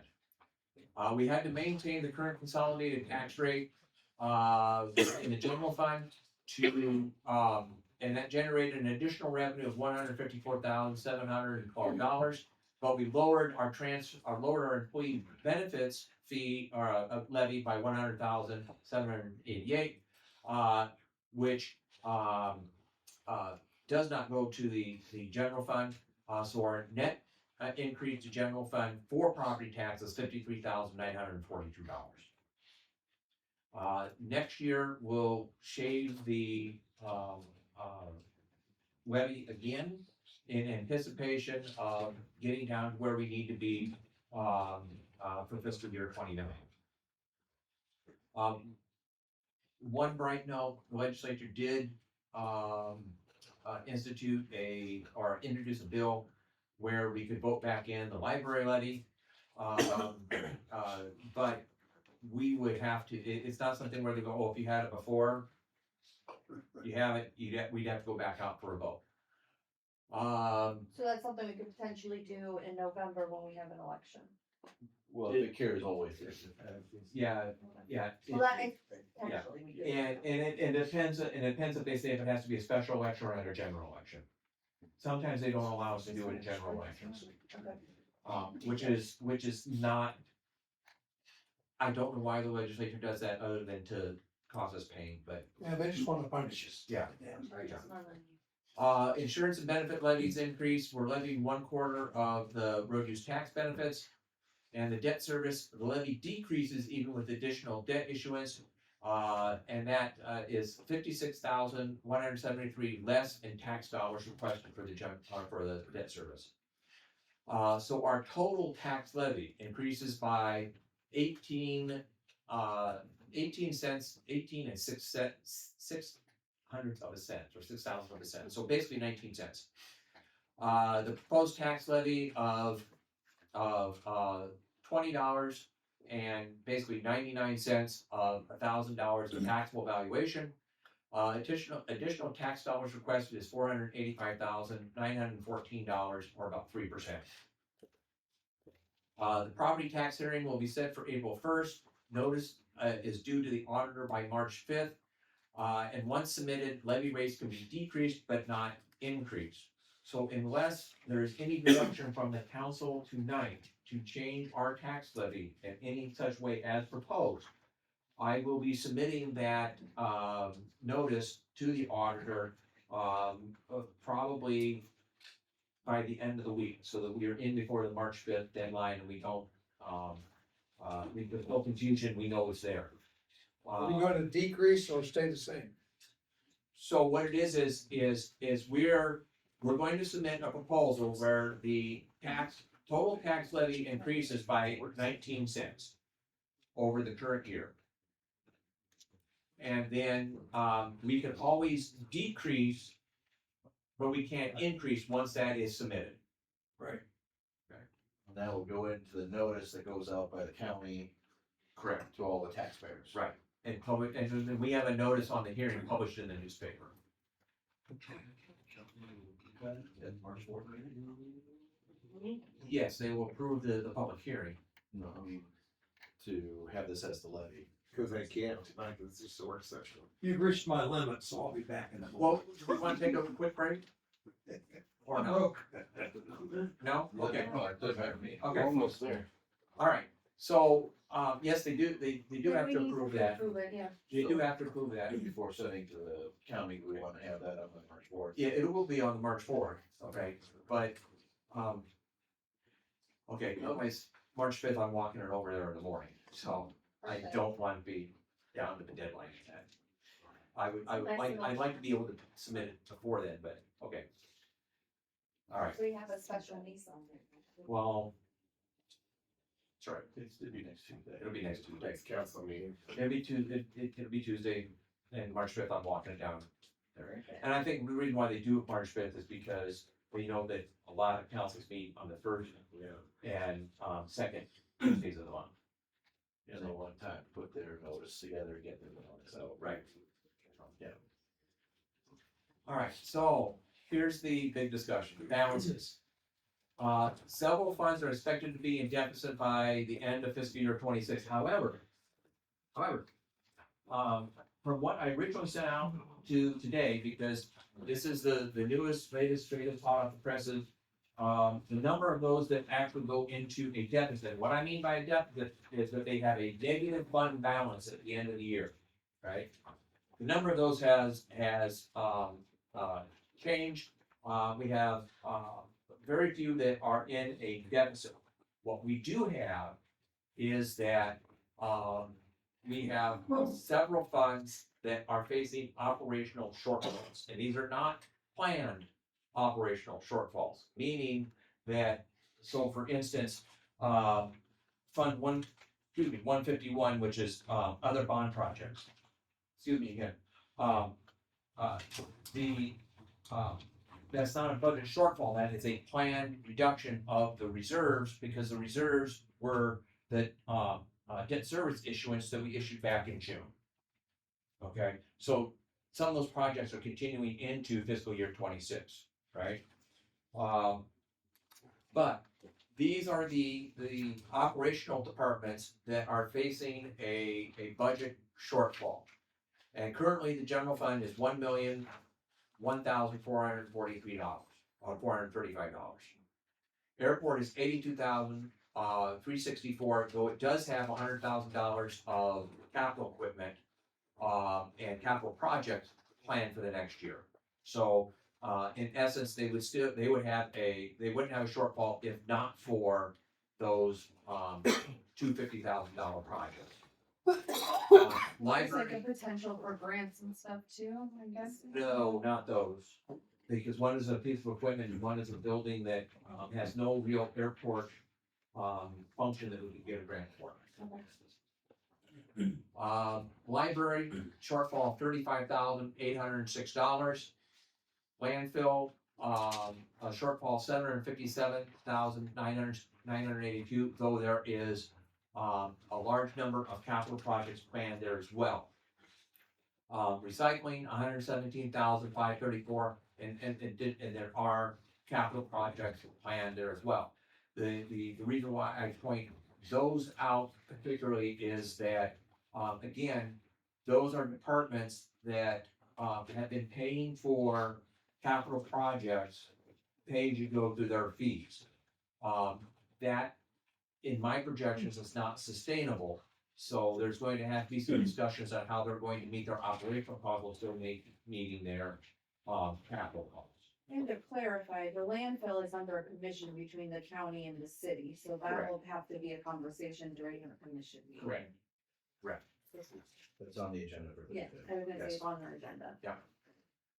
But what we also want to look at is what are our reserves as percent of expenditures? For the general fund, we were always trying to target between 20 and 25%, though we could go as low as 15%. With the current proposed budget, our percent of reserve to expenditures is almost 19%. Road use tax is 8.5%. Though if you ask the state, that's sufficient because they really want you to spend the money, not have it in the bank. Library, 26.47%. Cemetery right now is at 125%. Sewer is at 18%.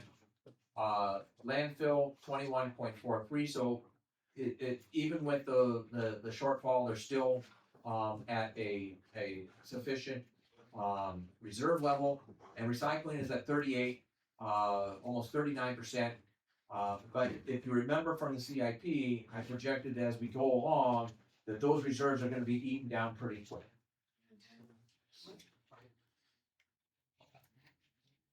So with that, we get to questions and open discussion. What was the percent on the recycling one? I don't think that slide was in your packet. No, it was not. I can. Yeah, thank you. Okay.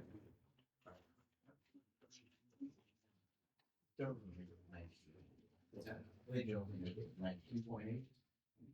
Yeah, okay. Okay, 19.8, a little bit better, for general. So, questions and discussion.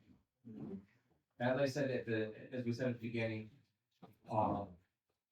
we are gonna go back and we're going to look to see, where we can economize as best we can.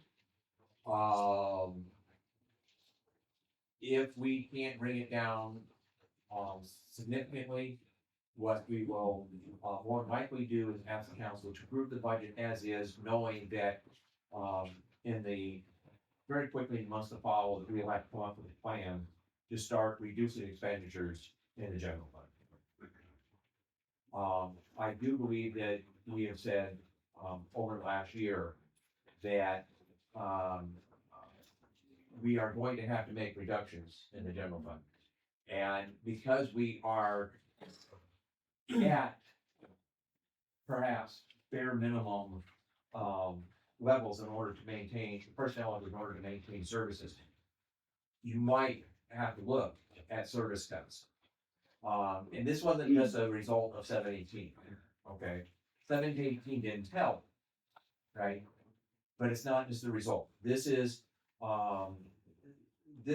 something that rural communities have been seeing over the last decade. And that struggling to meet, to have revenues meet expenditures. And anybody sitting in here that's worked for the city, longer than 5 years can tell you where staffing levels were 10 years ago, 15 years ago, where they are now. And it's way less. And so I'm going to, editorialize it here a little bit. So when I hear legislators say that, they force cities to take a good hard look at their budget for the first time in a long time, I take umbrage at it, because we've been looking at our budgets real hard for more than a decade, 2 decades. We've been looking hard at it. I've never been associated with a council where money was a little easier to come by, where they looked at it and said, "Oh, hey, let's increase taxes so we can have some more money," right? No, they're always looking, even when they're always looking to say, "Hey, do we really have to spend that? Can we reduce our expenditures? Can we lower our tax rate?" Different things like that. So what's the ultimate number that needs to be cut? I mean, again, you said there's a lot of red, some are planned, reductions, but what's that ultimate number? I think that's. Well, I think what it is, for general fund, we need to, I don't know what an ultimate number is for the general fund. That really is kind of a policy discussion for the council. If you want a balanced budget where revenues equal expenditures, then we have to cut $1 million. If you are willing to live with some sort of budget shortfall, knowing that next year you're gonna have a continued budget shortfall, right? Then, tell us what that is. There is only one other new revenue source out there that we can tap into, and that is, for an increase in the franchise fee from 3% to 5%. And and I understand it, the council, is extremely hesitant to do that, considering what we're also doing with sewer rates, what, Alliance is doing with electric rates, and so on and so forth. It puts a greater burden upon the citizens. So if we're not going to have any appreciable increase in revenues to meet these expenditures, we have to look at the expenditure side. It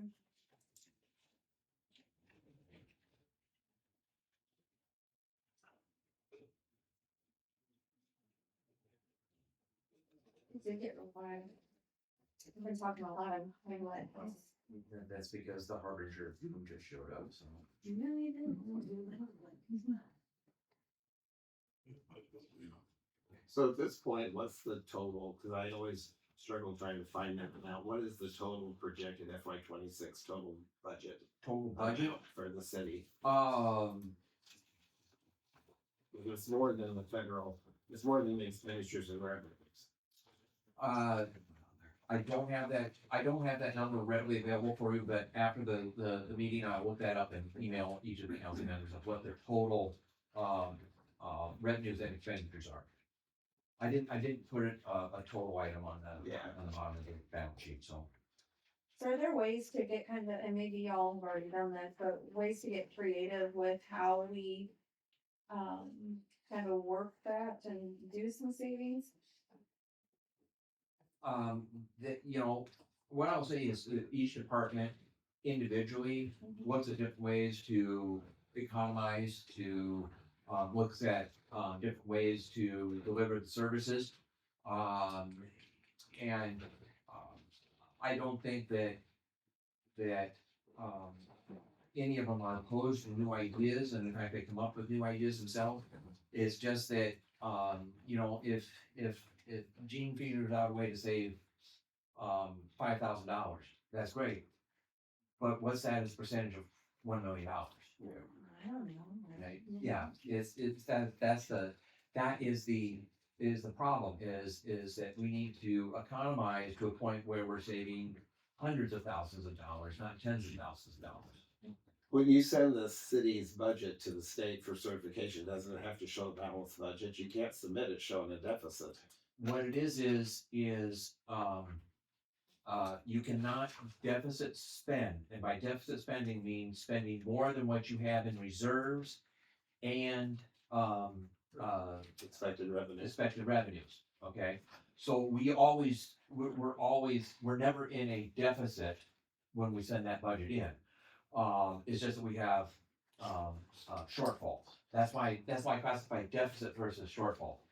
We're not deficit spending in the general fund.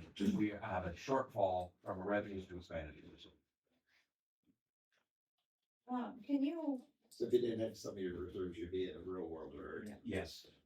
can we get the amount of money we'll be saving, like, with positions that aren't filled too? Can you? Sure.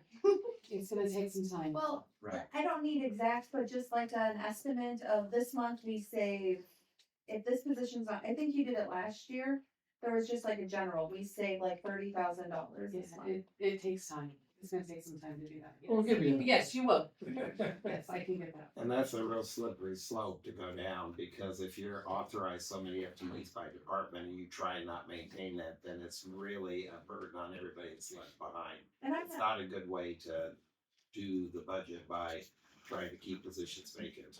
I'm not saying that we keep, that we like, You're saying we insure the cost of. yeah, when we see kind of like, if we don't have a position filled July 1, what is that cost savings? But then I'm not saying that we have positions on our budget that we don't actively try to fill. I just like to know what the cost savings is if they're not. And I think what it is we should also ask Barb to calculate in, estimated overtime as a result of. I agree, because just knowing what that is, sorry Barb, you got lots of, but. Because those would be fluid amounts depending on how things go from month to month.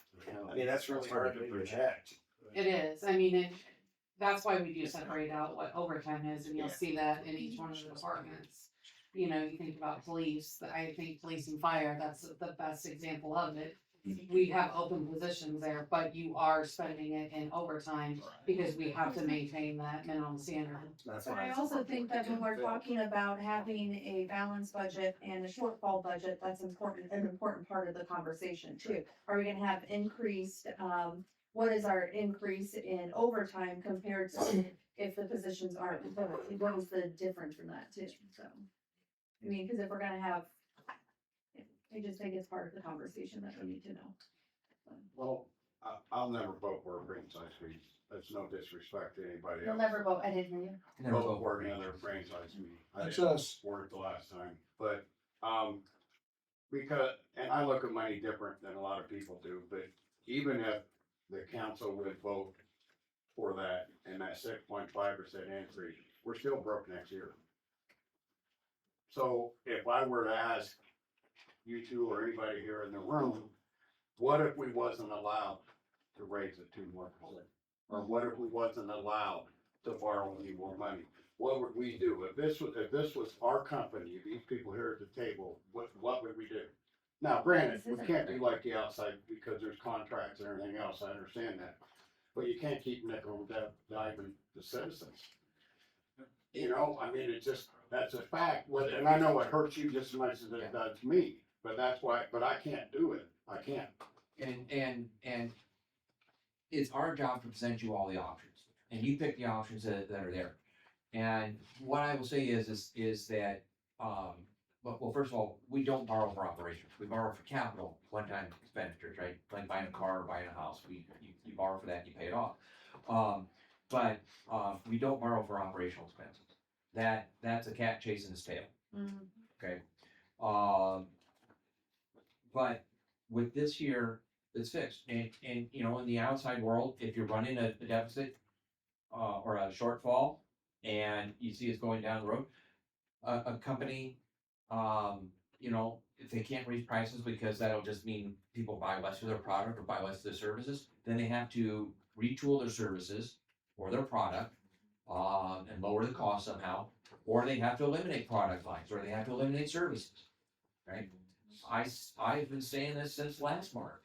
I says that you know, cuts are gonna have to happen, and that means changes in services. We are not gonna be able to provide all the services that our citizens want, need, or demand. Well, I agree with my friend here. In my opinion, a franchise fee is taxation without representation. So we're stealing from citizens when we do that, so I'll never go there either. I will go there for one except, I'll go down with it. I just don't know a lot of people. And outside of the room, I'll tell you my opinion on franchise fees as well, so. Okay, Just for transparency reasons, to get it out, I mean, I have a little different opinion, but I support those guys that I can't.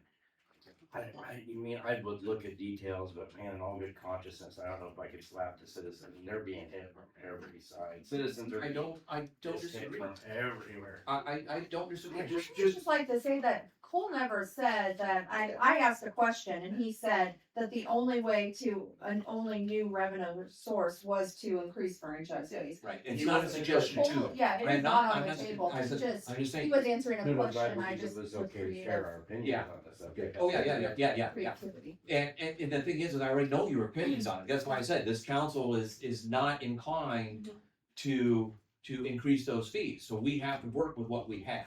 Right. Just as Doug said, you know, what are we going to do? And in all fairness, since it is a public meeting, it is okay to bring up those opinions so the citizens know where we stand, what we're working on. Oh, yes. Well, I just wanted to clarify though, that wasn't a proposed, like. No, it's our not a proposal. City, we didn't. yeah. I don't think that we, I know there'll be more. You understand that, but Yeah. it's a public meeting. That's what I was trying to do. Part of the real issue too is the public doesn't really understand how when the state legislature does things like House File 718 and takes away the ability of cities to levy certain things, how are we supposed to come up with that? Right, honestly, the state is killing us. I mean, That's right. I mean, They continue to restrict how cities and counties can generate their own revenue, and I think it's a ploy on their part to eventually regionalize county government. I think you're gonna see a lot more things happen in the next 5 to 10 years that people aren't gonna like. well, you know, one thing I'm bringing up, and I'm only gonna bring it up for a second, because I know everybody's about done, but it's with the new sewer things and some of the new things we were doing that are all due to House files. But when it gets to Facebook, then it's just us that need audited, Yeah. us that are Yeah. corrupt, Yeah. us. They don't read into the House That's what I'm files. saying, the David, the effect that public it has. doesn't understand how. So when you sit up here as a council and you're voting for the best of the worst situation, Yeah. like the last situation with the sewer rates we're going to, don't understand we're grandfathered in some things, and it may not get legs, and it may not go.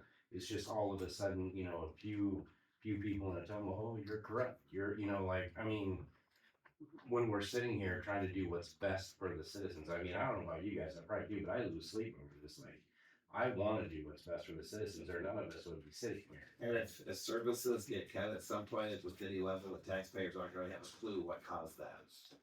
They're gonna blame the council instead of blaming the state for all the things that they've screwed up and all the cutbacks they've made. It's like unfunded mandates. How many times every year does the state legislature require new things for cities and counties to do? They require you to do, but they don't give you any money to do it. So you keep getting new unfunded federal and state mandates every year you gotta comply with too. I mean, you know, it's not like the city's got Nicholas pocketbook. Well, the thing you wanna keep in mind is that if we sit down here and don't go to Des Moines, they'll never hear us. That's true. So if we wanna be heard, we gotta go stand up. State and scream. federal level. I would like Right. Which, I think I did mention at the beginning, I don't know if everybody was here. Senate Study Bill 1117 has a committee hearing tomorrow at 2:00. You can join by Zoom, and if anybody would like the link, you can certainly, I can certainly forward it to you. Okay, what I'll do is I'll go back and I will forward it to everybody, forward you that link.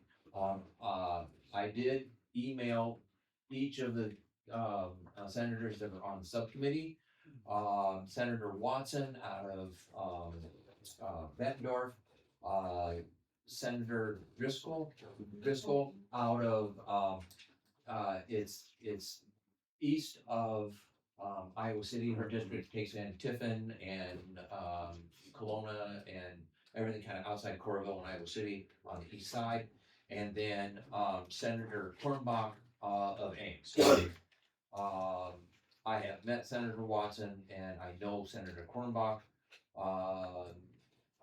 I don't know anything about Senator Driscoll, but again, I did email them with some talking points. I didn't come out and specifically criticize the bill. What I did do is say, hey, this is the effect of placing a 2% revenue limit on cities. I provided some examples of our CSO mandate, Keokuk's CSO mandate. I did provide examples of if the system were privatized, because I know there are communities that buy their water from rural water. They give up their water treatment plant, they buy the water from rural water. They still own the distribution system. So they still have to provide, you know, they still have to have the rates. And then what it is the private water system, when they need more money to pump more water, treat more water, they raise the rates. And if the legislature doesn't like the fact that cities right now might raise it above 2%, wait until people start privatizing their sewer systems, right? They're gonna go up in order to meet what they need to do to make a profit for their investors. You know, before we adjourn, one more thing I'd like to add is some of the people, and I mean this sincerely, I wish more citizens would come to the meetings and share ideas, because that's where the best ideas and opinions are gonna come from. There may be things we overlooked, there may be things we can do better, so I would encourage more people to come to the meetings, as at the end of the day, I mean, I can speak for myself, I think you guys have the same opinion. I'm here for all 25,579 of them. That's what's important, honestly. And I'm not trying to just get votes because I'm already voted in. So I genuinely care about them every day. And I know you guys do as well. So it's just hard. I thought Cole's summary was very well written, because I think a lot of times when legislators start proposing these cuts, they don't even understand the impact that's gonna have on cities. And he did a good job of spelling that out. They don't always have a clue what they vote on. This is gonna be the impact on the cities. They don't even understand. They're not sitting here late at nights trying to figure out how to make a nickel, you know, turn into $1 and go further. Yeah. They're looking at what makes the state look good, not necessarily what helps. Exactly. So, And the state's sitting on the largest reserves they ever had in the history of the state, $1 billion. And they're wanting to still make further tax cuts. Well, it's like Cole said, this isn't inclusive to Ottumwa. It's every smaller community. Oh, it is. It's rural. Yeah, Yes. it impacts all rural towns. So what's the plan? So now, coming back. So to what's, your- what's the plan? Yep, what's our plan? The current plan is that, like I said, Phil and I are gonna sit down, kind of look through it. We'll talk with department heads and see if there's ways to reduce it, see how far we get with that. I don't expect $1 million worth of cuts. I don't expect $500,000 worth of cuts. So then, at that point, because we're not gonna solve the problem in 6 weeks, because we have to approve the budget basically in 6 to 8 weeks. We adopt the budget as, at its final presentation, whatever it is. Okay. And then, we start looking, taking 3, 4, 5 months, because it might take that long to figure out how to bring it down. It might be that what it is it's more of a year-long process, and when we get to fiscal year 27, that we then say, okay, now is the point where we need to make these service cuts, and we're gonna do it July 1 of 2026. So, okay, so when's our next budget meeting?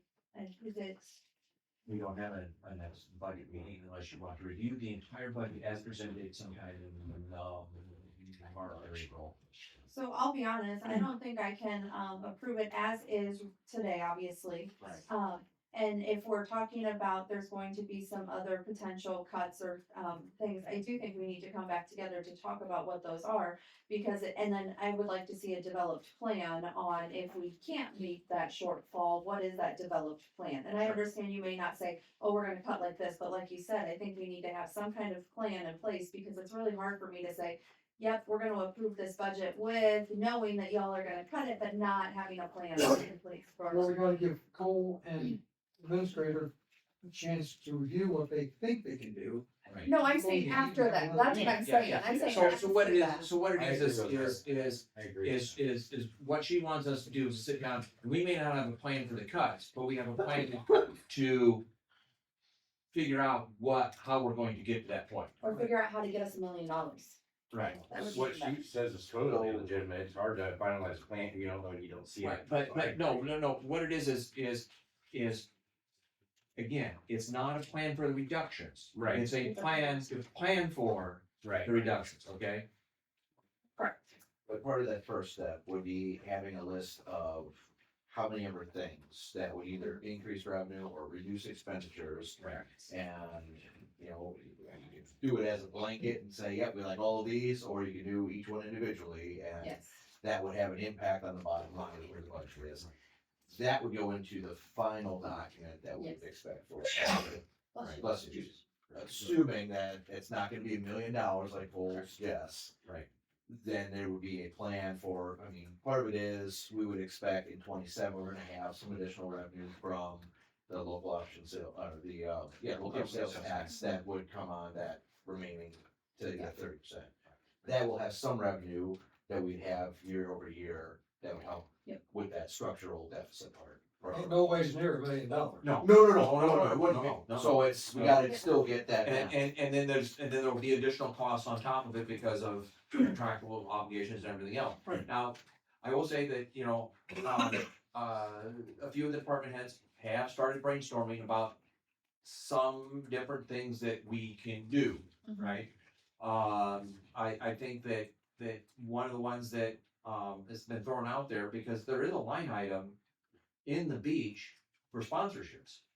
Thank you, yes, let's like, Okay. get it named. So, yeah, Naming so rights, I'm 100%. naming rights, you know, it could be the John Deere, beach, it could be the. Bill G. Beach, I'm throwing $50. It could be, what's that? That's not good down there. It could be, yeah, right, it could be the JVS wade pool, you know.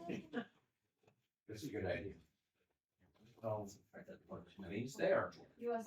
So that brought, you know, so that brought up a thought.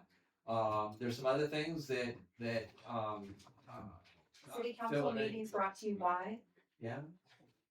Good. just throwing it out there. There's a couple other ideas, that I'm not really ready to present at this point because, they need a little more fleshing out, so. Okay. But that Yeah, I was guess one that's what I'm simple- asking yeah. for, is that if you can have Yes. some, that, perfect, thank you. Those are good suggestions, by the way. Hey, I can't take full credit for all of them. I'll take what you can take. So. You know, the beach sponsorship makes it more community involved. I really like that idea.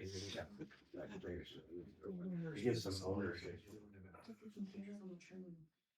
JVS has already taken possession of that new building we built over there. Sure. They have $1 million or whatever it was. Yeah, it doesn't put any revenue, it does. No, that's right. Different property tax. So we'll get a meeting scheduled in the next, to talk about that, right? March. Whenever you feel y'all are ready. March or. Early April. Gas. Okay. Meeting of them before. Is there anything else that council wants to discuss? Good job, Cole. Thank you. I, again, first of all, you're thanking me, thank me for the presentation. Thank everyone else for their hard work, True. okay? Okay, good. I organized the data, they inputted the data, everybody put in a lot of effort, and I couldn't do any of this without all of them. We have a great staff. Yes, we do. Any other comments before I ask for a motion to adjourn? Move to adjourn. Second. Chris will take the roll. Councilmember Hoffman. Yes. Councilmember McIntyre. Yes. Councilmember Cavanagh. Yes. Councilmember Reed. Yes. Councilmember Galloway. Yes. Rules are adjourned. Thank you, everybody, for attending.